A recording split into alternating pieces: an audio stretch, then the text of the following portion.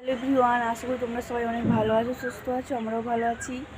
আজকে হচ্ছে শনিবার আর এখন সময় হচ্ছে বিকেল 4:45। তো এখন থেকে ব্লগটা শুরু করলাম। সকাল থেকে আসলে করা হয়নি, করবো বলে করা হয়নি আর, ঠিক আছে। তো এখন শুরু করলাম। আজকে সকাল থেকে সকালবেলা একটু মেঘমেঘ করছিল, তারপরে বেলার দিকে রোদ বেরিয়েছে আর এখনও দেখো সূর্যমামা রোদ দিচ্ছে।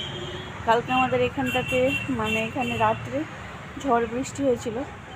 ওই 11:30 কি 11টা 10-15 এরকম সামথিং কিছু হবে আর কি, এবং টাইমটা অ্যাডজাস্ট আমার মনে নেই। তো কারেন্ট ছিল না সারা রাত। আজ সকালে লাইন এসছে আর ঝড় বৃষ্টি হয়েছিল, ঝড় কম হয়েছে। আগের বারে কোনবারটা বেশি প্রচুর ঝড় হয়েছিল, এবারে তার থেকে কম। আর বৃষ্টিটা ভালোই হয়েছে, হয়েছিল আর কি। তো ওই জন্য লাইন ছিল না। আর জানোই তো, মেঘ ওঠা মানেই লাইন চলে যাবে, একটু গুরুম গারুম করা মানেই লাইন চলে যাবে, এরকম অবস্থা আমাদের এদিকে। অন্যদিকে জানি না। তো লাইন দিকে সকালে এসছে। তো দেখো, আজকে ছাদ থেকে ব্লগটা শুরু করলাম আর বিকেলবেলা থেকেই শুরু করলাম। আর কতটুকু তোমাদের সাথে শেয়ার করতে পারবো জানি না, এই ছাদ বাগানটাকেই শেষ করে দেবো, ঠিক আছে। দেখো, ছাদে আমি আবার একটা করবি গাছ কিনে এনেছি, সাদা করবি। এটা যেমন কুঁড়ি ছিল, সেটা কুঁড়ি নেই, এমনি আজকে লাগাবো ভাবছি। বৃহস্পতিবার এনেছি, আজকে শনিবার হয়ে গেল। গাছটা বসাবো আজকে ভাবছি, দেখা যাক। তো চলো, পরে দেখা হচ্ছে। দেখো, এই যে এটা করবি গাছ, এটা সাদা আর সেটা গোলাপি। এটা বসাবো আজকে ভাবছি, ঠিক আছে। টব খালি আছে, সেই বেগুনি রঙের জবাটা তো মরে গেছে গাছটা, সেই টবটাতে বসাবো ভাবছি। তো চলো, এই যে এই টবটাতে বসিয়েছি, এটাতে ছিল বেগম বাহার। জবা গাছটা টবটাতে বসাবো ভেবেছিলাম, তবে ভাবলাম না, এটাতে বসিয়ে দিই। জবা গাছে তো পোকা লাগে, তার পাশেই জবা গাছ আছে, ওই জন্য এখানে বসালাম।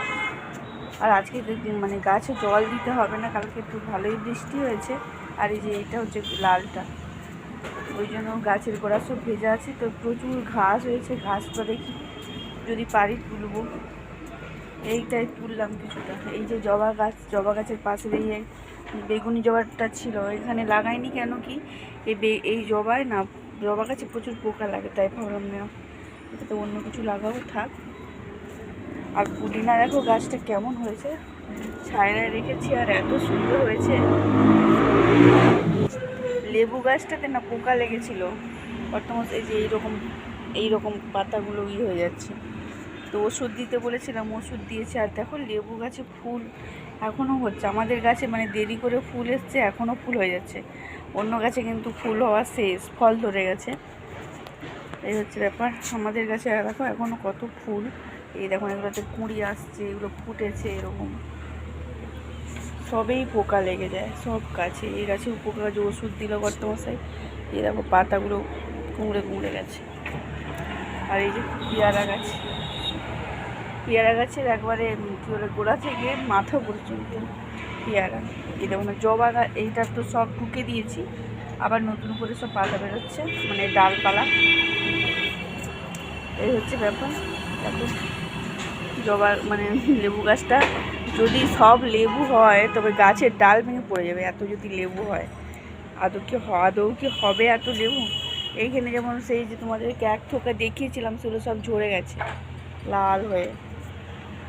দিয়ে দেখো, এটা কি রোগ কে জানে। এই যে লেবু গাছের পাতাগুলো খুব পোকা, এক ধরনের পোকা। ছোট ছোট টবগুলোতে ঘাস হয়েছে, বা ভাবছি একটু বেছে নিই, ঠিক আছে, আবার পরে দেখা হচ্ছে। গাছ টবের গাছ ঘাস তুলেছি, যে এইদিকে টুকটাক, ওই সেদিকে গোলাপ গাছটা, সব গাছে তোলা হয়নি, সব টবে যে এটা তুলেছি। আর দেখো বন্ধুরা, চাঁদা মামা সেদিকে বেরিয়ে গেছে, দেখতে পাচ্ছ ওই দূরে, দেখো ওই যে। চলো জামা কাপড় পরে নিই, পরে আবার। তারপর সন্ধেবেলা একটু চা করলাম, তার সাথে একটু আলু ভাজা, পাঁপড় ভাজা, এরকম মুড়ি খেতে কিন্তু আমার খুব ভালো লাগে। তো আলু ভাজতে চাটা প্রায় ঠান্ডা হয়েই গিয়েছিলো। তো কী করা যাবে, চলো, ইচ্ছে যখন হলো তো খেতেই হবে।